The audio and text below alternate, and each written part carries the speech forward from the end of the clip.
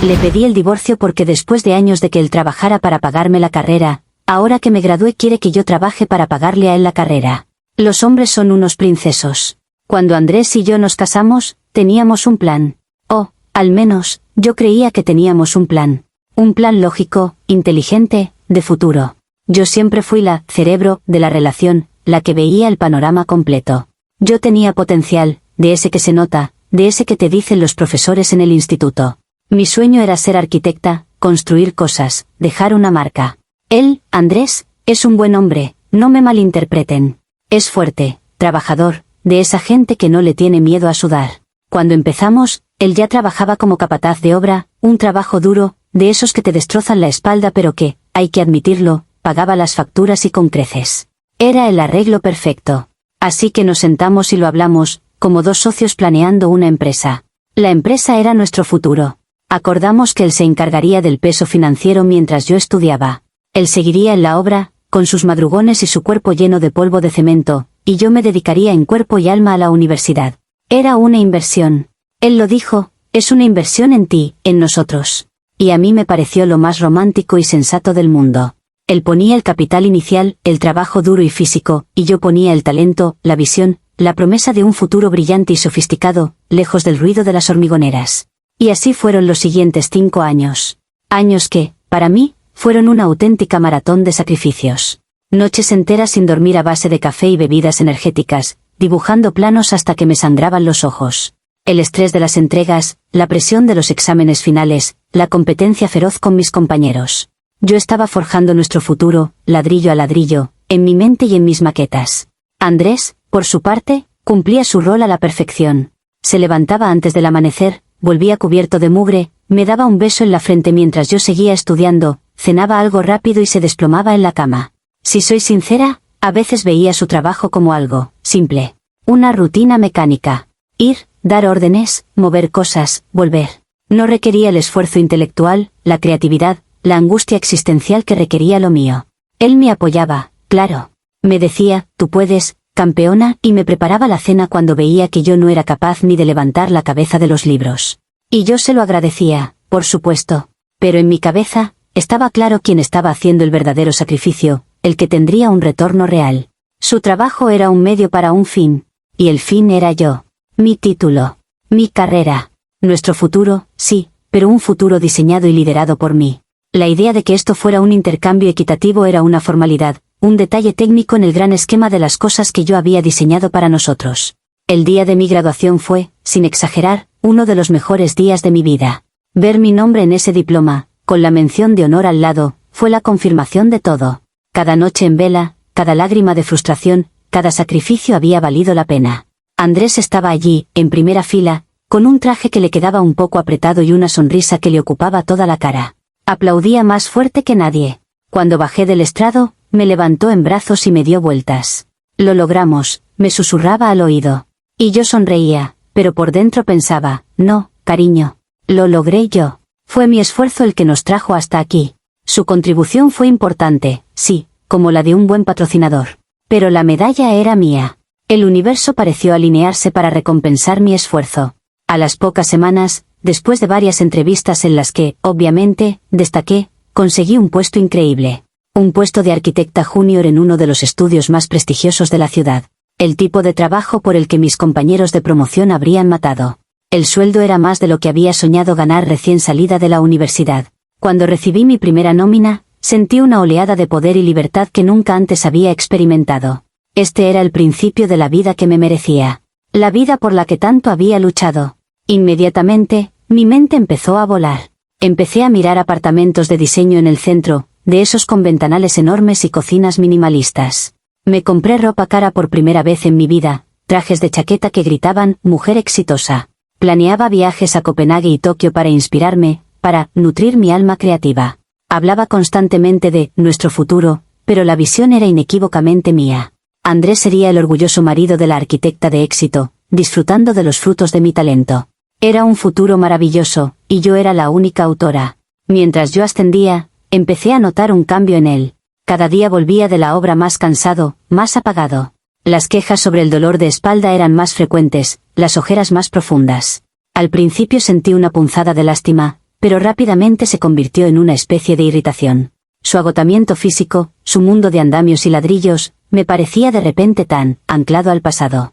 Chocaba con mi nuevo universo de reuniones creativas, diseños elegantes y cócteles después del trabajo.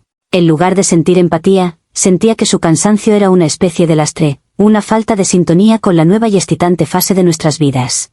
Era como si no estuviera celebrando mi éxito con la energía que yo requería, como si su propio desgaste le impidiera vibrar a mi misma frecuencia. La bomba explotó una noche cualquiera. Un martes, creo recordar. Yo había tenido un día fantástico en el trabajo, mi jefe había elogiado uno de mis bocetos y me sentía en la cima del mundo.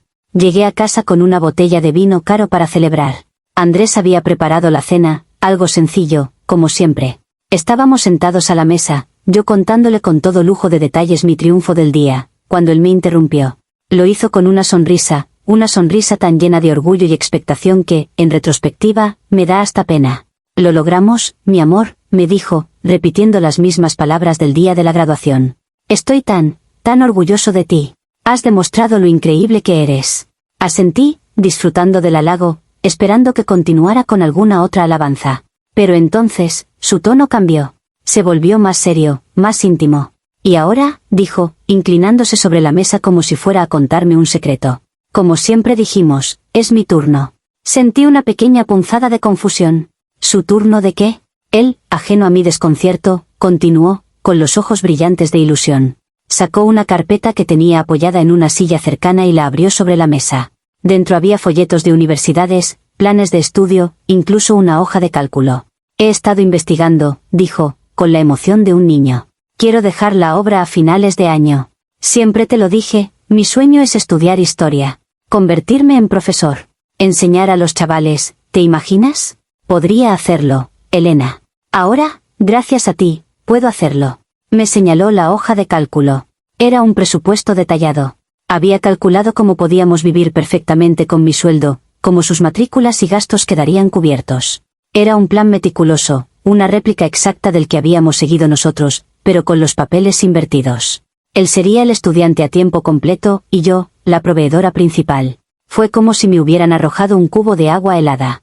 Me quedé mirando los papeles, los logos de las universidades, los números en el presupuesto, y no podía procesarlo. ¿Su turno? ¿Estudiar historia? ¿Un hobby? Todo el vino caro y la euforia de mi éxito profesional se evaporaron en un instante, reemplazados por una incredulidad fría y pesada. En mi cabeza, nuestro acuerdo nunca había sido un contrato literal de, tú primero, yo después. Había sido una metáfora. Un gesto de apoyo para lanzar mi carrera, que era la que de verdad importaba, la que tenía el potencial de darnos una vida de lujo. Su sueño de ser profesor era, tierno, sí, pero infantil. Algo de lo que hablas en tus 20s pero que nunca esperas que se haga realidad. Mi éxito no era el punto de partida para que él cumpliera su fantasía. Era la meta. El destino final. Y él, en ese momento, me estaba pidiendo que aparcara nuestro glorioso futuro para financiar su capricho. Mi primera reacción fue una risa nerviosa. Una risa de pura incredulidad. ¿Es una broma?, le pregunté, mirando de su cara ilusionada a los papeles sobre la mesa. Él dejó de sonreír. No, Elena, ¿por qué iba a ser una broma? Es de lo que hemos hablado durante años. Y ahí fue cuando la incredulidad se convirtió en rabia. Una furia blanca y caliente que me subió desde el estómago. Años de esfuerzo, de noches sin dormir, de sacrificar mi juventud. ¿Para esto? ¿Para qué ahora que por fin empezaba a cosechar los frutos, él quisiera que me convirtiera en su cajero automático personal? ¿Qué hemos hablado de qué, Andrés?, le espeté, con la voz subiendo de volumen. ¿De que yo me matara a trabajar en un estudio de alta presión, con jornadas de 12 horas, para que tú te sientes en una clase a leer sobre los romanos? ¿Quieres colgarte de mi éxito? ¿Convertirte en un mantenido? Los hombres son unos princesos. La palabra salió de mi boca con veneno. Princeso. Un hombre que quiere que le paguen todo. Y en ese momento, así es exactamente como lo veía. No como mi marido, no como mi compañero, sino como un lastre que pretendía anclarme justo cuando estaba a punto de despegar. Su rostro se descompuso. La confusión dio paso a un dolor profundo, visible. Elena, ¿qué estás diciendo? Este siempre fue el plan. Era un proyecto de equipo. Yo trabajé doble turno, hice horas extra que me destrozaron el cuerpo, y lo hice feliz porque sabía que luego tú harías lo mismo por mí.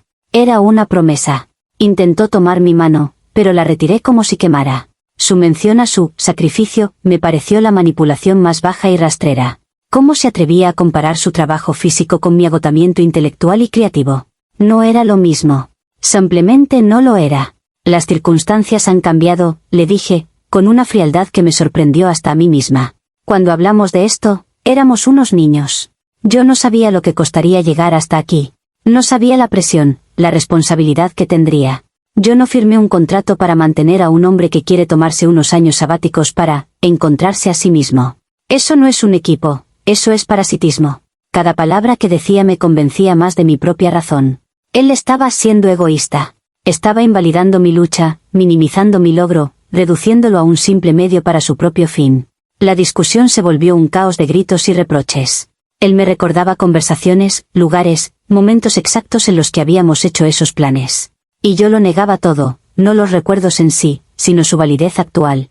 En un momento de máxima frustración, sintiéndome acorralada y traicionada, le grité la frase que lo dinamitó todo: si eso es lo que esperas de mí, si crees que voy a ser tu patrocinadora, entonces quiero el divorcio. El silencio que siguió a mi grito fue más ruidoso que la propia discusión.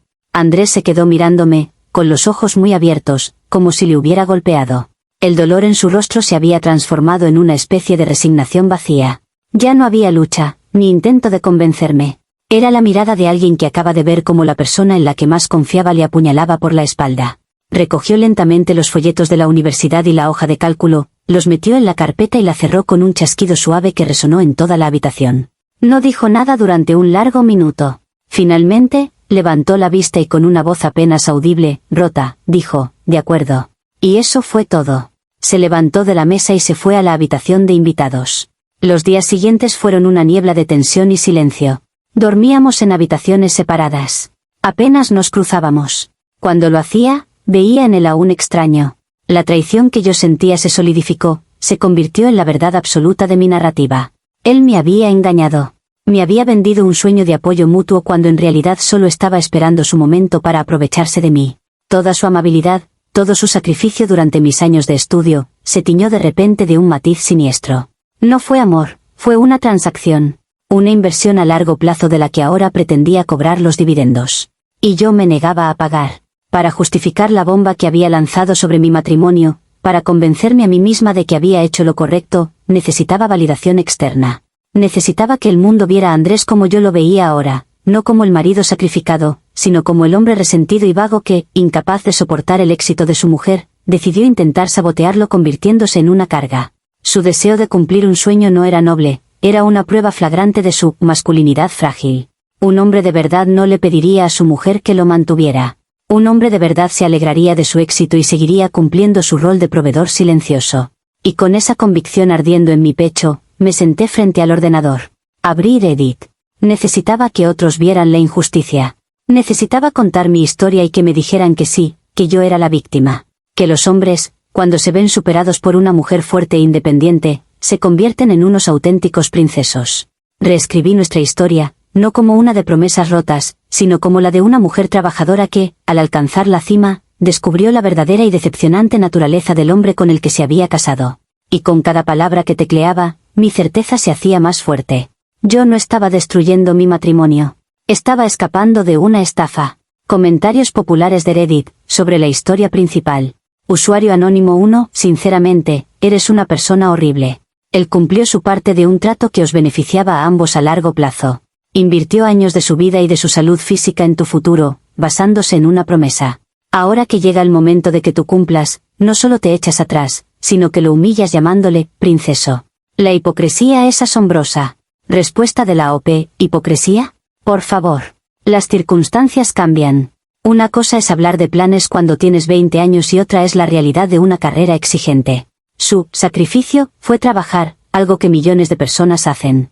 Mi sacrificio fue intelectual y me costó la salud mental. No es comparable. Él quiere que yo ponga en pausa mi vida por su capricho.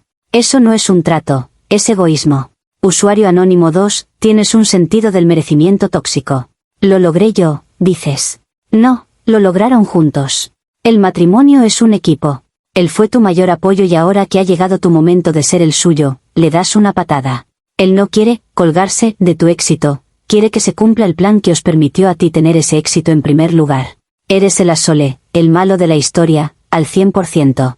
Respuesta de la OP, el matrimonio es un equipo, sí, pero no una cadena perpetua a planes absurdos de la juventud.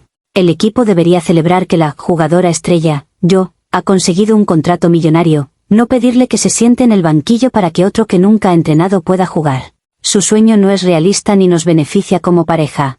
Mi carrera sí. Es simple lógica. Usuario anónimo 3, esto es muy triste. Ese hombre te ama y confió en ti. Romper un acuerdo es una cosa, pero la crueldad con la que lo has hecho es de otro nivel. Lo has emasculado, insultado y desechado porque ya no te sirve. Espero que consiga un buen abogado y se quede con la mitad de todo lo que tú vas a ganar gracias a su trabajo. Sería justicia poética. Respuesta de la OP, ¿emasculado? ¿Es que ahora la masculinidad es tan frágil que se rompe si una mujer le dice a un hombre que se ponga a trabajar en lugar de vivir del cuento? ¡Qué ridículo! Yo no lo he desechado, me he liberado de una carga. Y lo de que se quede con la mitad de mi sueldo es una broma de mal gusto. Yo me lo he ganado, no él. Actualización 1. Como imaginaba, la turba de Reddit ha salido con sus antorchas y tridentes. Un montón de hombres resentidos y mujeres con el cerebro lavado por el patriarcado, todos llamándome monstruo. Cero sorpresas.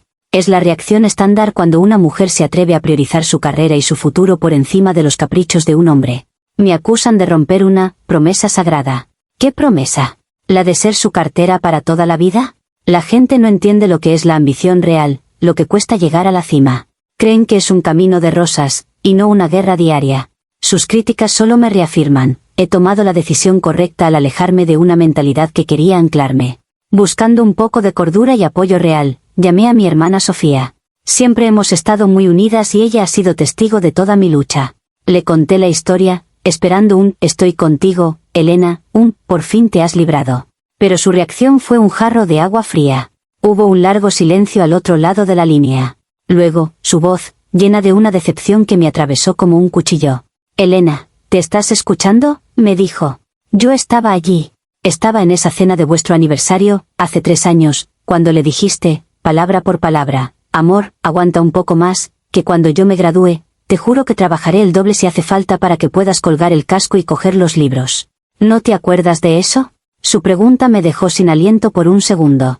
Un recuerdo borroso, ahogado en vino y en la euforia de haber aprobado un examen importante, vino a mi mente. Pero lo aparté de inmediato. Era una exageración, una frase hecha en un momento de alegría.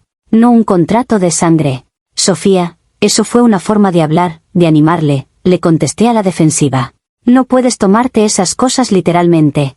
Pero ella no cedió. Él se lo tomó literalmente, Elena. Y tú también lo hacías en ese momento.